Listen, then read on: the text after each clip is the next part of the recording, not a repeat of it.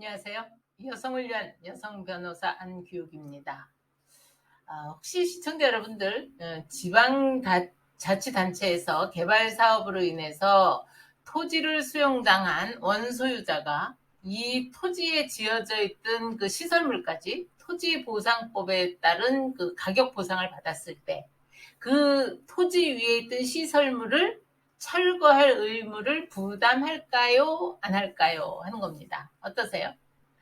예, 아직까지 구독, 좋아요 못하신 분들은 꼭 눌러주시고 시청해주시면 많은 도움이 되겠습니다. 이 사안을 보면은요, 원고가 서울 노원구 내에 있는 토지를 매수해서 자동차 운전 전문 학원을 운영하고 있었어요. 그런데 이제 서울시에서 동북선 경전철 차량 기지 사업으로 인해서 2019년 9월에 자진 폐업을 했습니다, 원고가.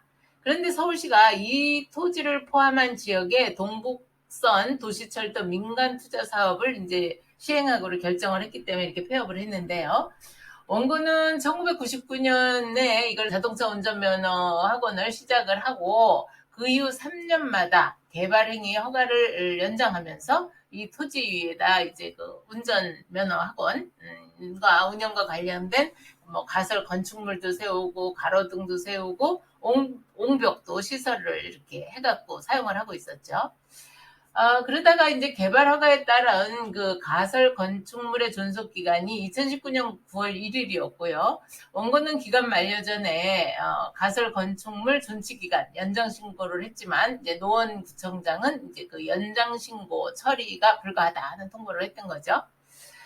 근데 이제 한편 이제 원고는 이 해당 토지와 가설 그 건축물 그리고 그 위에 있던 지작물에 관해서 이제 보상 협의를 계속 진행을 했었는데 합의가 되지 않자 이제 재결 신청을 했고 서울특별시 지방토지수용위원회에서는 2020년 11월에 그 수용 및 사용 개시를 다음에 그러니까 2021년 이제 1월 15일로 정해서 이 토지를 사용하고 손실보상금은 약 908억 원으로 정하는 내용의 재결을 했습니다.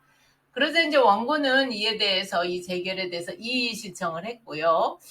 중앙토지수용위원회에서는 2021년 그 7월에 손실보상금을 약 6억을 증액한 514억여 원을 이제 주기로 이렇게 이의 제기를 했습니다.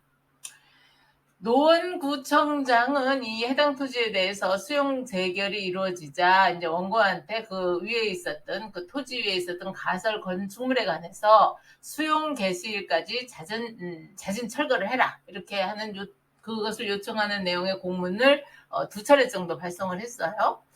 그리고 또 서울시에서는 2021년 2월에 원고에게 그 공유재산 및 물품관리법 83조 그리고 행정대집행법 3조 1항에 따라서 이 해당 토지 지상에 설치된 가설 건축물 그리고 기타 지작물을 이제 자진 철거할 것을 이제 요청을 하면서 만약 이걸 하지 않게 되면 결국은 우리는 이제 대집행을 할 거다 하는 것을 이제 3번에 걸쳐서 계고를 했지만 원고가 이에 응하지 않자 그 행정 대집행 영장 통지를 하고요. 사업을 해야 되니까 이 강제 철거를 하고 그 철거 비용을 이제 원고에게 지작물 철거공사 그리고 건설 폐기물 처리에 관한 행정 대집행 비용 많기도 해요. 5,080만 원을 납부하라고 하는 통지를 했습니다.